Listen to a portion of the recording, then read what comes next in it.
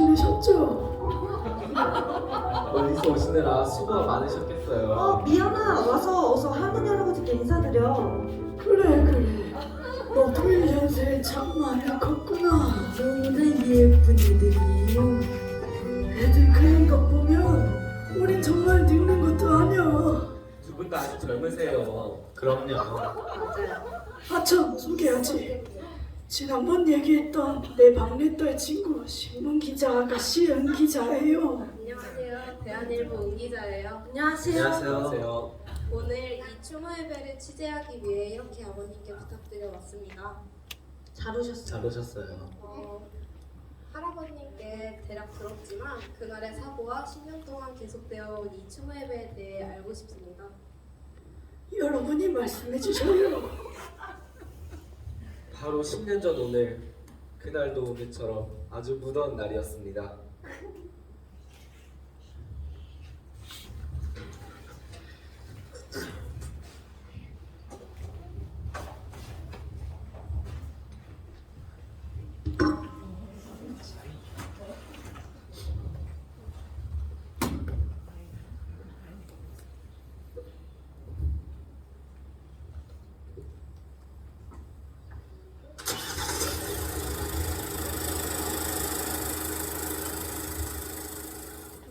그날이 마침 장날이어서 마을버스 안은 많은 사람들이 탔었어요. 아이들도 있었고요. 마을버스와 통로에 꽉 차 통로에 서 있는 사람만 해도 여럿이었죠. 구암리 버스 정류장에서 몇 사람을 더 태우고 읍내로 가는 내리막길로 막 들어섰을 때였어요. 갑자기 버스 안에서 퍽! 하는 소리가 들리더니 순간 버스가 휘청하는 거예요. 알고 보니 브레이크 파열이었어요. 내리막 무게가 좀 가파릅니까? 순간 버스는 비타 아래로 미친 듯 내달리기 시작했지요. 길 오른편은 뾰족한 바위산이고 이 왼편은 시퍼런 강물과 만나는 절벽이었지요. 도저히 멈출 수가 없는 상황이었어요. 가속이 점점 더 빨라졌지요. 너무 무서웠어요. 이제 죽는구나 했어요. 비명을 지르고 울부짖고 버스는 순식간에 혼란에 빠졌어요. 저기 저 앞에서 마주오는 차 한 대와 스치듯 아슬아슬하게 피했습니다. 그 버스 기사는 그런 급박한 상황에서도 매우 침착했던 것 같아요. 그런데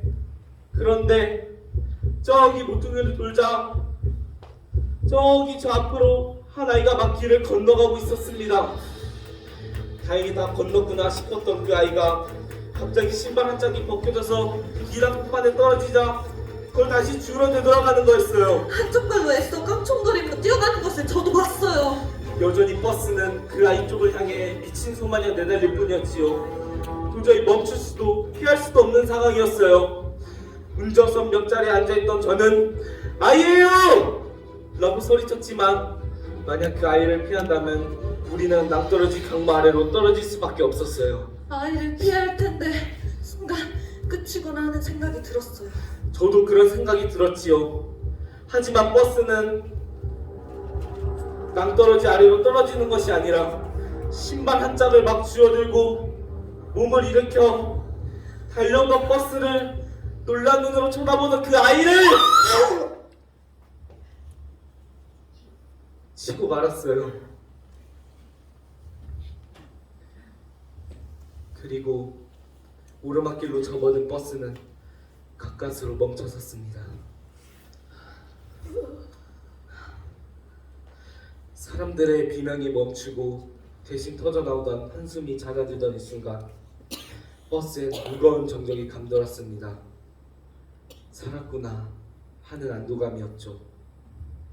그러나 그것도 잠시 누군가 울음을 터뜨리며 외쳤습니다. 저기 아이가 죽었어요. 하고 외쳤고 모두들 멍하게 굳어버린 버스 기사를 앞세워 그곳으로 달려갔습니다. 피로 얼룩진 아이는 이미 숨져 있었습니다. 그리고 억누를 수 없었던 슬픔과 분노에 쌓였던 우리는 그 버스 기사를 향해 외쳤습니다. 말도 안 돼요. 왜 이 아이가 죽어야 해요? 어떻게 이럴 수가 있어? 왜 버스를 멈추지 못한 거예요? 당신이 이 아이를 죽였어.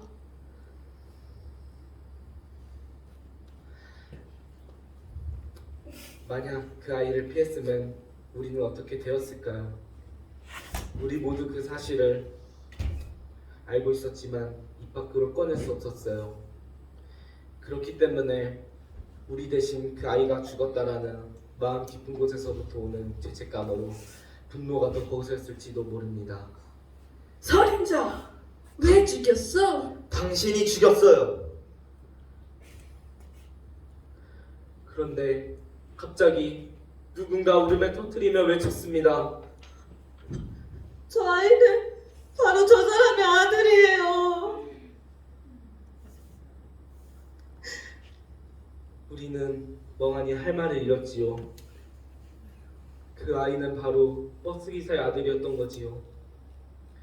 그는 몸을 굽혀 무릎을 꿇어 그 아들을 안았습니다.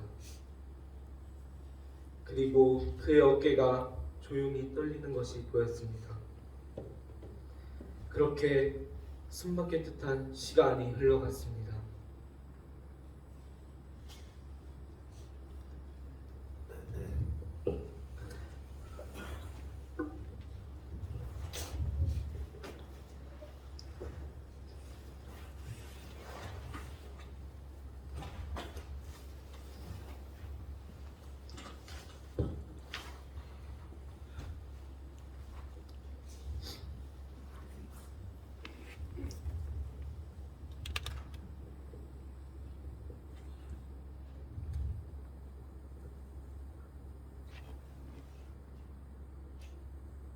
그럼 그 마을버스 기사는 그 아이가 자신의 아들이라는 걸 알았던 걸까요? 여러분들을 구하기 위해 자신의 아들을 희생했던 거예요? 그렇습니다. 저는 그때 저기 뛰어놀고 있는 리언이를 갖고 있었어요. 그때 아이가 저 대신 죽지 않았더라면 저 아이도 이제 이 자리에는 없었겠죠. 아이를 낳고 또 키워가며 생각하지만 그때 그 아이가 우리 대신 죽지 않았더라면, 만약 내가 그때 그 사람이었다면 어떻게 했을까? 내가 내 자식의 생명을 남모르는 사람들의 생명과 바꿀 수 있을까? 아무리 생각해도 저는 그럴 수 있는 그런 생각은 하지 못할 것 같더라고요. 누구에게라도 어려운 거겠죠. 하지만 그는 그렇게 했어요. 분명 자기 목숨보다 더 값진 생명일 텐데 그걸 희생해 우리에게 준 거예요. 전 그때 부임한 지 얼마 안 된 햇병아리 선생이었습니다. 가르치는 것으로서의 선생이 아니라 직장인으로서의 선생이었습니다. 언제라도 내던지고픈 사직서 한 장을 늘 마음에 품고 살았었지요.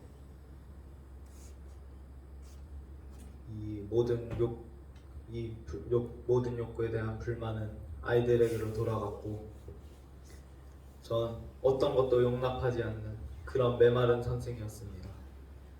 그러나 그날 이후 전 그 아이를 대신해 살아가는 것과 또 그들 부자에 대한 사랑의 빚진 자라는 것을 깨닫게 되었습니다. 그렇습니다. 전 생명을 대가로 한 사랑의 빚진 자였습니다. 그리고 그 빚을 갚을 수 있는 유일한 길은 생명과 받았던 사랑을 나눠주는 것이었습니다. 그래요. 그 사고로 말미암아 우리의 인생은 바뀌었습니다. 여기 계신 젊은 분들도 또 나 같은 늙은이조차도 그 죽음의 순간에서 다시 새롭게 태어날 수 있었던 겁니다. 나를 위해서가 아닌 나만을 위해 살아야 한다는 것을 아는 거지요. 그래서 은퇴하시고도 순회 무료 진료를 다시 시작하신 거군요. 나 같은 늙은이에게 평생 하던 그것 말고 또 뭐가 있겠소.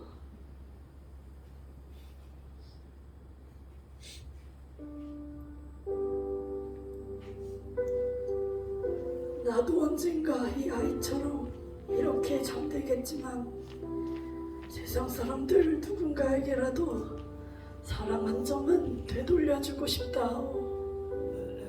아이, 저 앉으실 앉아요. 이분은 맛있는 거 먹으면서 해요. 그래요. 아, 저 앉기 전에 사진 한 장만 찍어도 될까요? 예, 좋죠. 좋아요.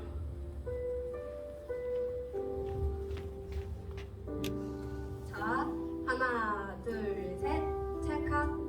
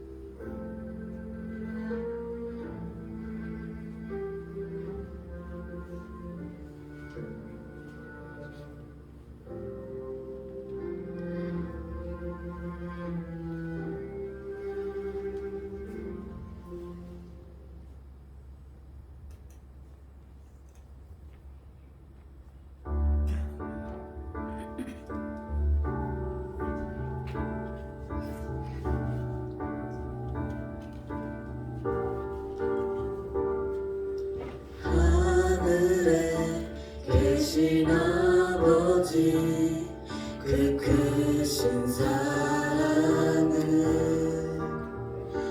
가득 차고도 넘쳐 이곳에 흘러내리네.